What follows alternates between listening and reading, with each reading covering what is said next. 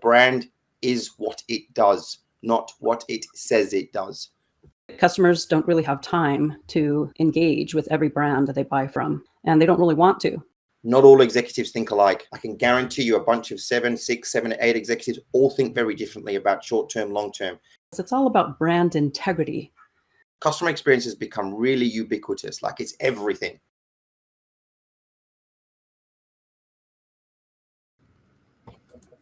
Hi, everybody, and welcome to the thematic LinkedIn Live series. This is the second in our series, so thanks very much for joining us. My name is Alana Dell. I'm from Thematic, and like any good CX program, you learn what worked in the past and apply that to improve it. And this time, what we've done is really made sure that this discussion is about the needs of our audience. And one of the questions that we often get in our discussions with our customers, with our prospects is, how do I've got a need to apply customer experience. How do I get buy-in from my leaders? And there are a number of other questions that we get along the same kind of lines. And we've housed that under a broader category called the ROI of CX. And we're here to answer those questions today. So I am lucky to be joined by Lynn Hansecker and Paul Stevenson. And I'll get you to introduce yourselves. Lynn, if you could introduce yourself. Sure. Thank you so much. So I've been in this field for a long time, ever since I got my degree, starting out in strategic planning of a packaging company, B2B, and then going on to a semiconductor equipment company in the quality department, and leading customer experience company-wide in both cases, starting out as voice of the customer manager and becoming chief customer officer. Great, thank you. So clearly a lot of experience there, thank you. And then, of course, we'll share later Lynn's with Clear Action, and we'll share the details of how you can get in touch with Lynn and Paul later. Paul, if you could introduce yourself. Yeah, hi everyone, I'm Paul Stevenson. Similar to Lynn, I've kind of been involved in some shape or form in building either market segmentation platforms or deeper understanding of customers since day dot, probably about 30 years in total, which is showing my age, but I still love it. I've worked across most industries, sectors, come across most of the problems that all of you face, but I've mainly worked most of my time on sort of what we now call client side, but more lately moved into supporting and helping people like yourselves and businesses really take that leap forward and building better customer experiences, particularly more so in the later years across the digital space, which is important, especially for the, kind of younger generations coming through that are using digital channels. Great. Thank you. Thank you both. And to respect everybody's time here, we're just going to go straight into a discussion, because we know in preparation for this that we just got so excited in discussion ourselves. So we're really keen to get started. The first question that I have for you both is, why is showing the value of customer experience so hard? Want to go first, Lynn? Well, it seems like customer experience is touchy-feely, not very tangible, like an actual product or something like that. But then how do you connect that to money? Well, it's not so hard, actually, if you're thinking about what causes money in the first place. Money comes from customers. So they're the horse, and they drive your cart, right? They pull your cart of investors and employees and fund everything. So as you make things easier for customers to give you money and make things smooth so that they don't have to take away money, meaning cost to serve, well, it's all right there, right? So everything you're doing that's helping them to give money more freely, quicker, and more is related to customer experience, and everything you're doing to reduce the friction and reduce cost to serve is also about customer experience. So you're indicating there, for me, what I'm hearing from you is that it's about turning this customer experience, the value of customer experience into a monetary value, and how we can show that it's easier to get money from customers. Are we talking about revenue generation when you talk Sure. about that? Sure. Because everything you do that makes it more attractive to go with your brand than the others is all around an improvement of the customer experience. Customers have needs. That's why they buy something. You don't wake up in the morning thinking, well, I wonder who I can give my money to. You're only going to be solving certain needs you have, and money just happens to be part of that. So customers are thinking about their needs. Customers are buying things because they have a certain goal or a certain, something they're trying to get fulfilled that we call a job to be done. So the more that you serve that need, job to be done, and also get yourself out of the way in terms of actually matching the expectations that you've built up with that customer, well, then it's a good experience. So there's two ways to measure it. How are you increasing that attractiveness and in filling their need, and how are you reducing your costs in terms of serving what you promised? Thanks. Paul, I know that in one of our earlier discussions, you mentioned the value of the ability of showing value quickly. So there you can actually, in terms of making it so hard, there was a story about Metcash. I remember you. Yeah, no, I'm happy to share both. But firstly, I agree with Lynn. I think, but the core thing here, let's call it what it is customer experience. We all get very passionate about it, right? But sometimes we lack a bit of commercial nous. And what I mean by that is we rely heavily on what we see as existing customer metrics, NPS, CSAT, all those sort of things. And then when you're building business cases, there's often a lot of change required at a lot of cost that takes a lot of time to deliver. You're going to try and change NPS. Good luck. You've got 12 months, maybe more to move NPS sometimes, depending on what you're working on. Other metrics take a long time to filter through. Your CFO and other commercial people in sales and so forth, they don't have that patience.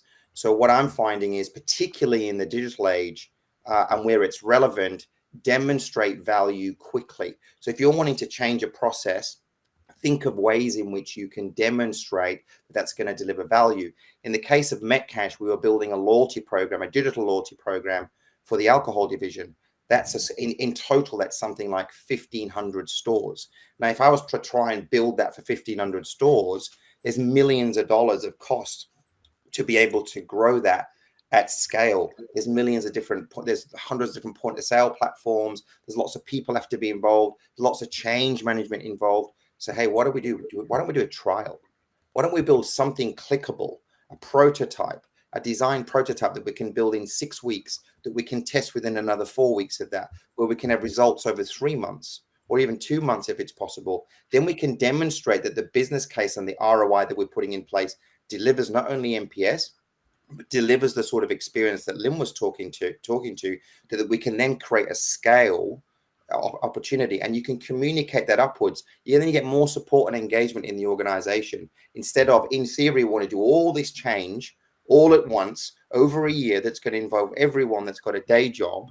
I just think it takes that little bit more commercial discipline and the idea of generating value more quickly than we're used to doing.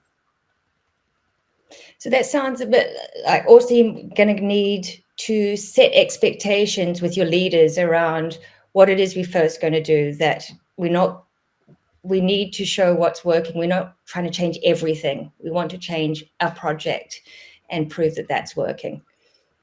Yeah, absolutely. I mean, in the case of, Metcash, everybody wanted a loyalty program. And I was like, well, why do you want a loyalty program? And who's it going to do? What is it going to do? What kind of experience is it going to set up? Is it going to help consumers? Is it going to help suppliers? Is it going to help retailers? And how do we validate those assumptions quickly? And I think that is the foundation, I think, of generating cultural buy-in to CX initiatives. Okay, that brings us to a next point, which is when we're talking about proving the value of CX, what is customer experience then? Because it sounds like it's covering Well, so exactly what I wanted to point out. I view customer experience not as just micro moments, because it's actually cumulative. From the first point that I came in contact or had a concept of a certain type of service or product or brand, well, everything from that moment becomes my experience. Last year, 10 years ago, 10 years in the future. So I think that customers don't really have time to engage with every brand that they buy from, and they don't really want to. I think that customers want to fulfill their needs, and they'll buy into whatever you are proposing in your value proposition, right? So you're setting expectations right there. You need to also be aware of any other expectations they have through your sales conversations, through surveys, or whatever you might do to have a better understanding of customers' expectations. Then the rest of your company exists simply to fulfill customer expectations. It all really boils down to that. So if you have a great value proposition that excites customers or gets them preferring your brand versus other options they have, and then you deliver to it, well, there's actually no need for further CS, customer service, customer success necessarily. And it's a great experience. I'm more likely to recommend brands where I didn't have any need post-sale. Now, there are certain types of products and services where you need post-sale service, or that is actually the product that you're selling. So, there's different situations. But I view the customer experience as how aligned are you in your corporate strategy, your corporate execution of things among all parties, your suppliers and alliances, partners included, to deliver on what's being promised. So you either need to be what I call chiropracting, straightening out your expectation setting and be more proactive in communicating any changes or modifying, people's expectations so that it's realistic, and or making sure that you're solving any gaps in the delivery to those expectations. That's what customer experience excellence is. Mhm.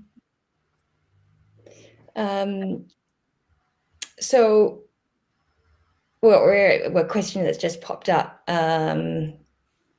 that relates to that, and if I can just insert it in terms, the question is, as you can see there, what are the roadblocks in showing the ROI in CX? And if we're talking about it in terms of the expectations and the related to that is another question that's come up, is if you're showing ROI, what are you showing?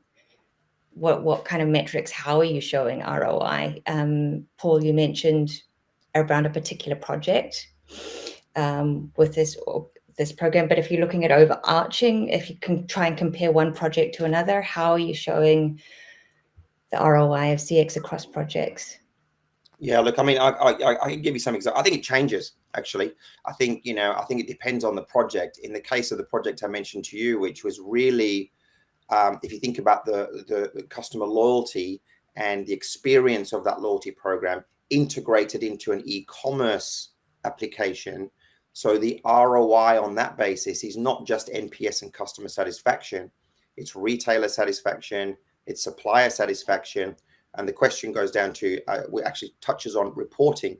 So when you're going through the process of pulling this project together, what are the reporting measures that are going to be most important to the various audiences that you're pleasing? Because in this case, in the case there's multiple audiences. So it's not just an end consumer, it's a B2B application as well. It's providing, so the reporting and infrastructure that you set up at the early stages needs to meet the needs of the end user of that. So if in this case, if you're building more information around what people are buying from a particular retailer, then you better be able to pull together the reports to demonstrate to those suppliers that you're delivering that data so that they can then make changes to things like personalization.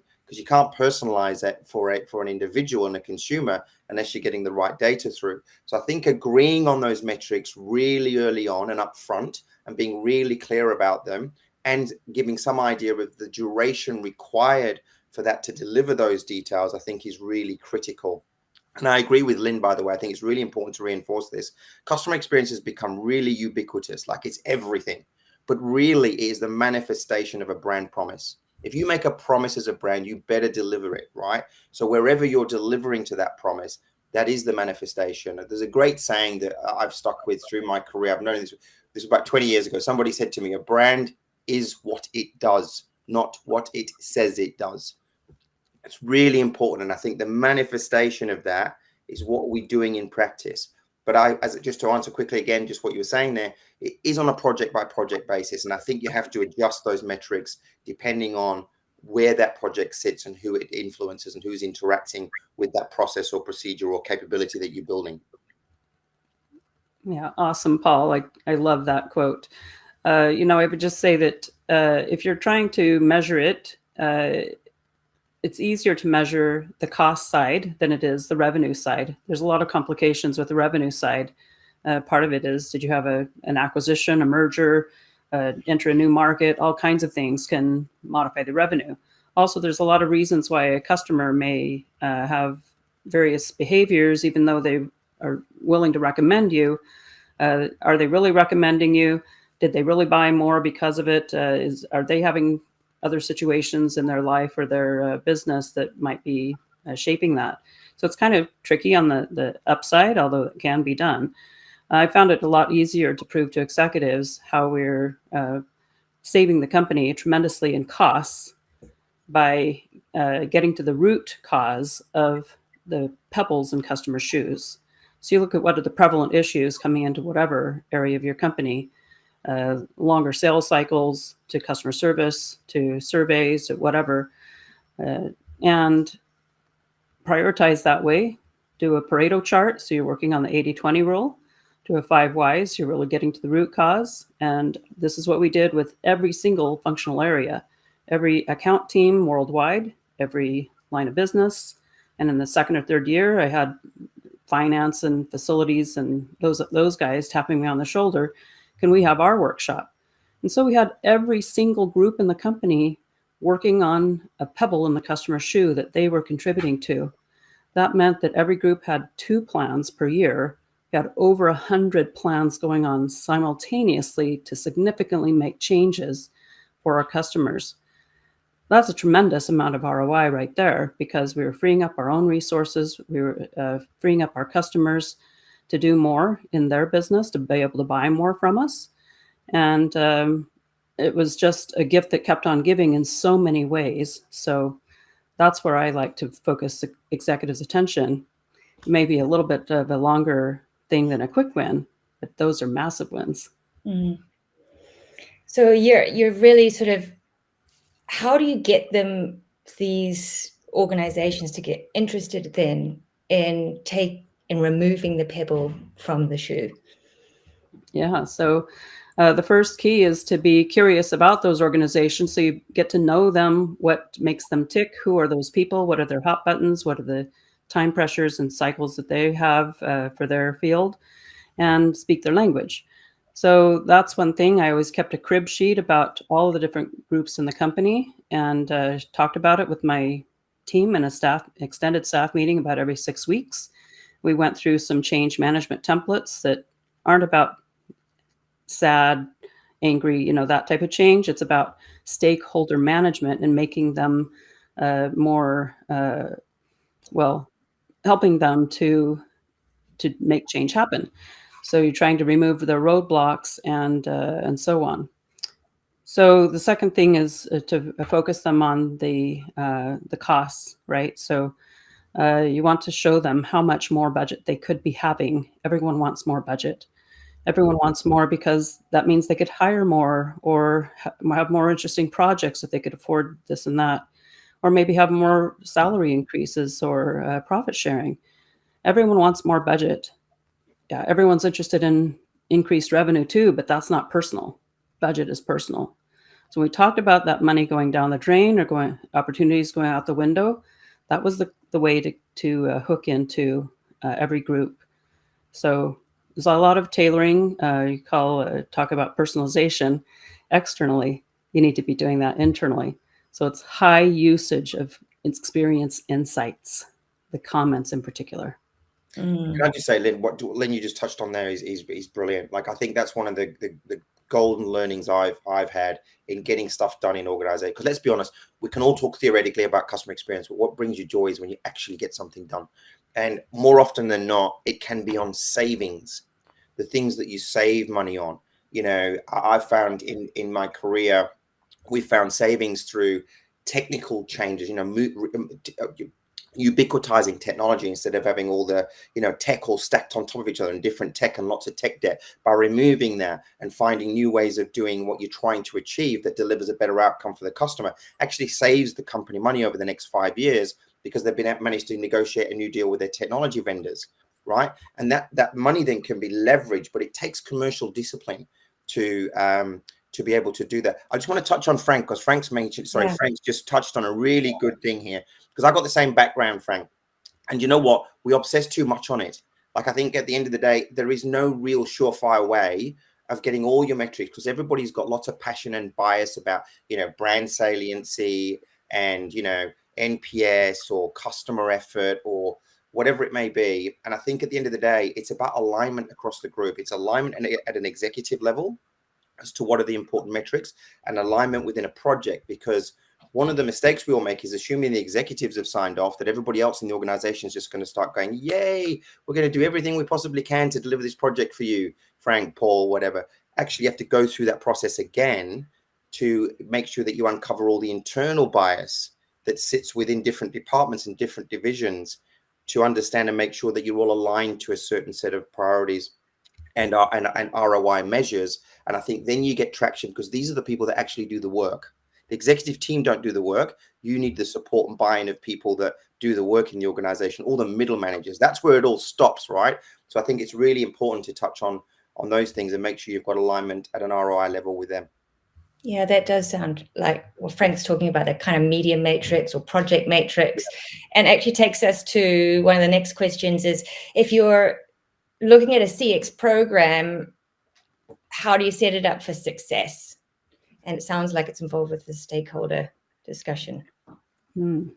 Yeah, so setting up for success, you need to be clear about what your executives are aiming for, how your marketing is selecting customers and segmenting. What is business development doing in terms of all of that, and establishing your ideal customer profile, because those are the most important customers that everyone is going for in sales, marketing, and finance. So for customer experience to be doing something else or to be on a different trajectory already creates a silo. So you want to be on the same page with where your company is going. In fact, all of the